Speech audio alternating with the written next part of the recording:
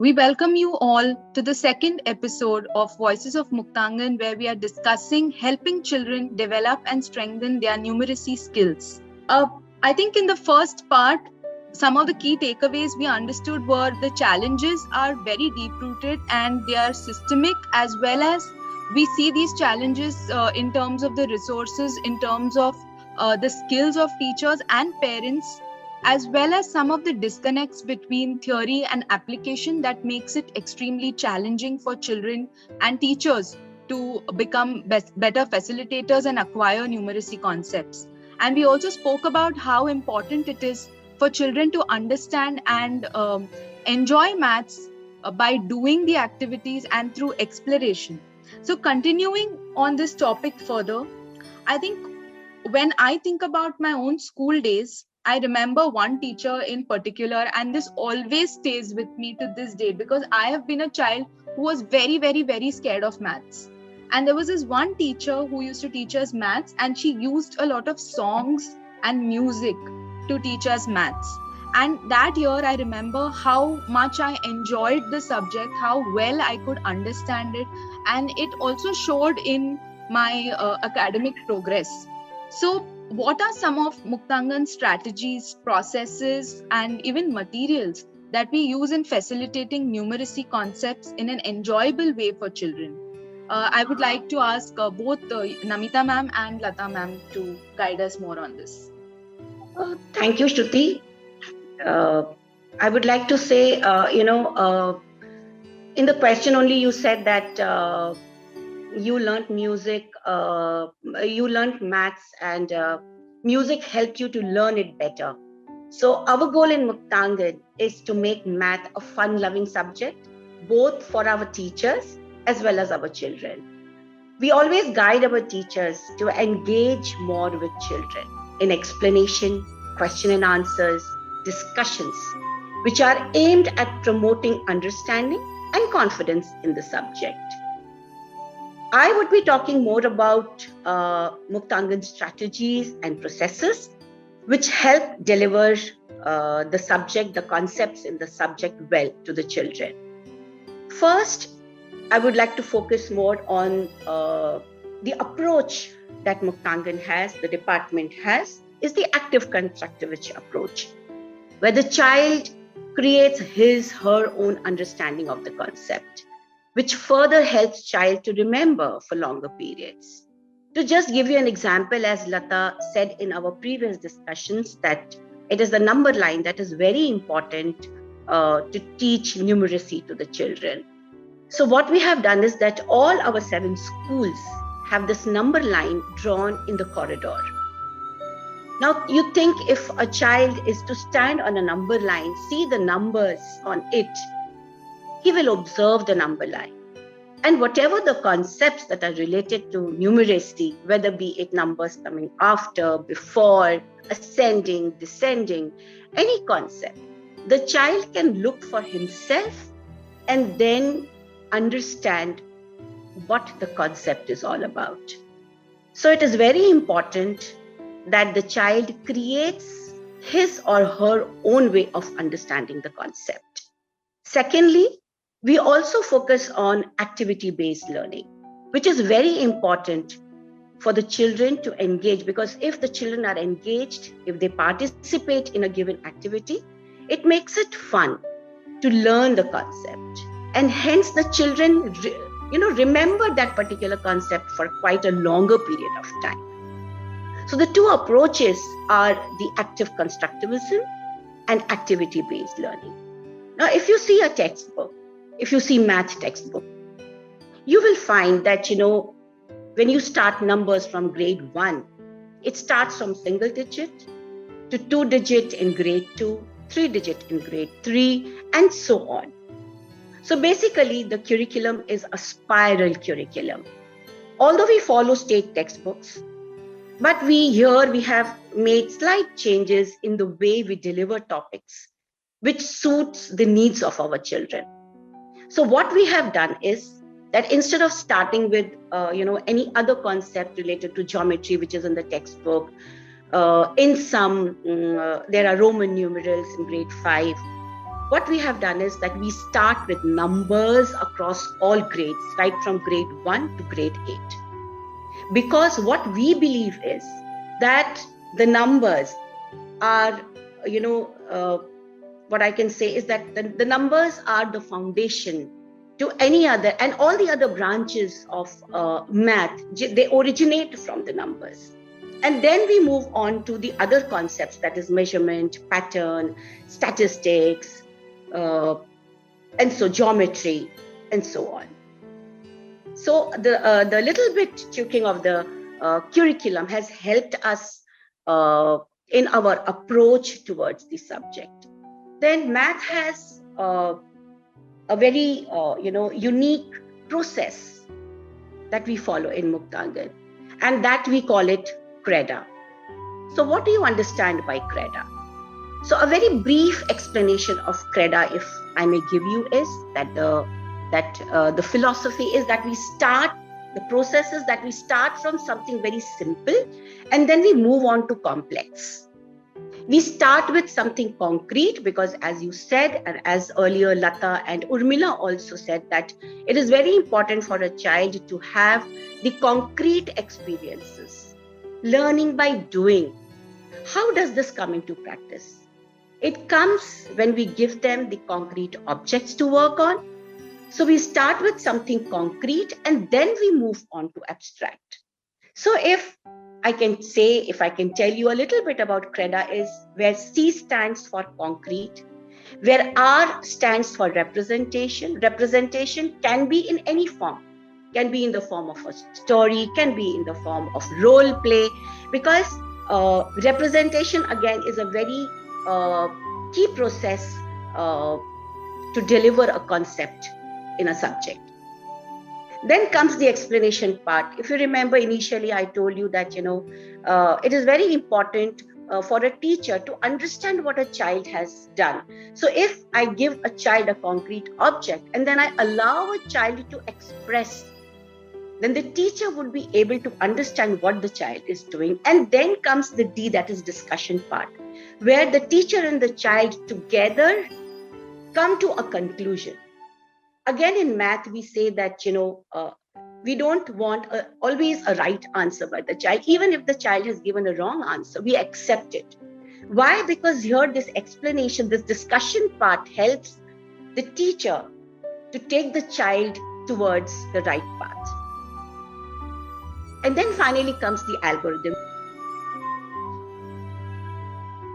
Thank you, Shruti. So if we talk in terms of materials that are used in Muktangan, so there are plenty of materials which we use, but in the content of numeracy, if we say during the math sessions, we use pebbles, ice cream sticks, matchsticks, bangles and beans, where children put a group of 10 beans in a bangle to see tens and units, like separate in a 2-digit number, like. Then Dean's blocks, which are used for identification of numbers, how many are there in a group, like. And to perform addition and subtraction also, like operations, we use these concrete objects, and which are displayed on slates to demonstrate. And we also use abacus, storyboards, storybooks, snakes and ladders, which the children really enjoy during this time. Like they get into groups of 4, like, and they play during the session times, like, and place value frames, fake currency, measuring tape, which the children do get. There are some families who just do the tailoring, mothers do the tailoring. They do observe this measuring tape at homes. And also we have beads mala, pictures for a picture talk, dominoes, playing cards, dice for involvement of dice games during the sessions, like. And also we often give puzzles for children to think, like something extra, not like related to content all the time. So we also got a laminated sheet like 1 to 100 number grids. These number grids are made and laminated and kept in the primary classrooms, for which children use these 1 to 100 number grids handy, like to perform operations or to see the connection between the numbers, and also how if we move on to the right horizontally, the numbers are increased by 1. If we move a step down, the numbers are increased by 10, which helps the children to like just see to perform 1 digit by 1 digit addition or subtraction, or 1 digit by 2 digit, 2 digit by 2 digit. All these are performed using number grid. Thank you so much, both of you. I think you have taken us so nicely through this entire process of CREDA. How both children and teachers get a chance to discover the entire process, and the focus here is on the process. I think earlier also when we had a discussion, you had shared that we accept answers from children even if it's wrong, and I think that is so important, because many of us fear maths mainly because what if our answer is wrong, and then we are really scared of the consequences of sharing a wrong answer. We don't want to. Sometimes children feel very insecure or very scared to tell that we haven't understood something, or this answer is wrong, or we are not understanding the process. Creating an environment where children can freely share their answers, and the teacher plays the role of a facilitator. She guides the child towards the formula or towards the algorithm. And there's a lot of discussion, and this also strengthens the relationship between the teacher and the child, and it creates an environment for the child where the child is able to explore and think critically, think about the process, that there could be different ways of arriving at the same answer. Let's just have fun exploring it. And the kind of materials you have shared, that children are exposed to, the blocks, puzzles, expressing through art, playing different types of games. I think it's so wonderful that this sort of a process will really help children develop their numeracy skills, and in a manner where they can relate it to their own lives, to their surroundings. There is a level of application. I think recently I also came across some photographs where children were learning the importance of banking. They were understanding about currency, and there was an entire role play done for the child to go and understand how to, go to a bank, what needs to be done. This is what we understand by learning by doing. When a child performs that activity, the child is able to retain it much better and understand it much better. You are quite right, Shruti, in saying that.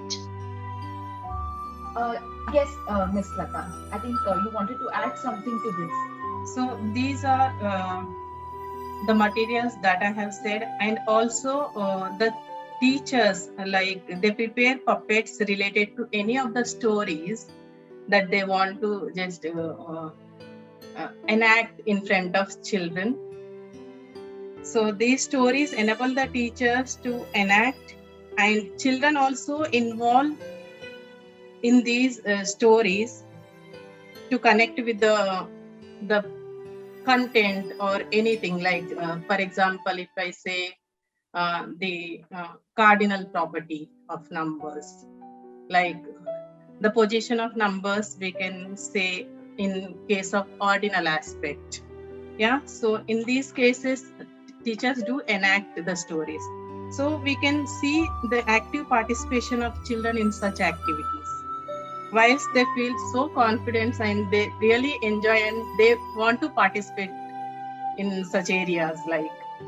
And I think that's the real beauty of education, because as a children, every child should look forward to learning something new.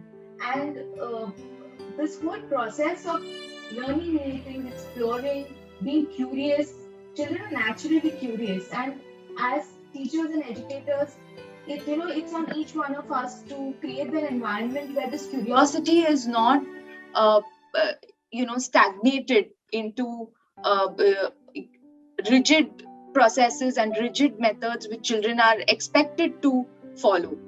And in the beginning of the discussion, Ms.Urmila, you shared that for parents also it becomes very challenging to help their children at home.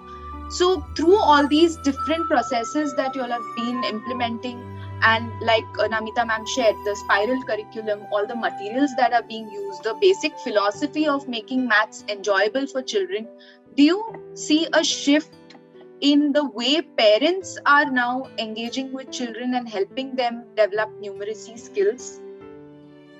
Thank you, Shruti ma'am. We have PTMs where we brief our parents about the activities conducted by us for concept. Earlier, we are taking this parents meeting in a year 4 times. But now during pandemic, we conducted parents meeting every month. और उससे क्या होता था कि हमें parents के घर के बारे में और बच्चों के बारे में भी हमें पता चल जाता था इस पैंडेमिक सिचुएशन में उनके घर की क्या सिचुएशन है. और when we are talking with parents, तो पेरेंट्स आर वेरी हैप्पी कि टीचर्स पढ़ाई के साथ साथ हमारे घर के भी बारे में पता लगाते हैं.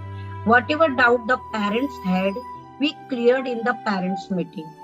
For those who are not conducted parents meeting, so what we do, the teachers made a video and called them to discuss the content during online session. We observed that our parents were also eager to learn the methods and help their children. जैसे कि हमें पता है कि मुक्तांगन में we are following the triangle. In triangle में teacher, children and parents. We also include parents in each activities. So means parents meeting is not happen only कि हम parents से हम मिलते हैं. In any activity we also participate the parents. हम उन्हें कुछ भी बच्चों के field trips होते हैं या हमें और भी स्कूल में कुछ बच्चों को बताना पड़ता है. We call to parents. Parents come to our school and they tell to story also. So means parents are very happy कि teachers not only in our time what happened कि parents क्या होते थे टीचर से मिल नहीं पाते थे. But through parents meeting and through any activity parents also interact to teachers and teachers उन्हें बच्चों के बारे में पॉजिटिव नेगेटिव जो भी होती है हम पेरेंट्स को उसके बारे में अवेयर करते हैं. तो मीन्स पेरेंट्स मीटिंग इज और दे आर नॉट कि नहीं हमें पेरेंट्स मीटिंग व्हाट है टीचर की हर मंथ में आप लेते हो. They are not telling like this. They are very eager to learn the concept whatever we teach in our school. So our parents are very, very good and they are also telling to teacher, you also very active with our parents and they are also observe to our teachers. मतलब हमारे बच्चों पे आप बहुत ज्यादा ही ध्यान देते हो. So means this PTM is very important in our Muktangan part. कि through this PTM we interact to parents. I would like to share my experiences. Like through these PTM meetings, I get to know the practices that are followed in a math classroom.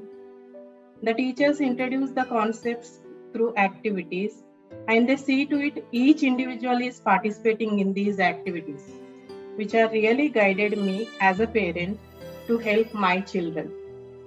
This way, I got an idea about the concepts related to numeracy and the processes that are used in Muktangan.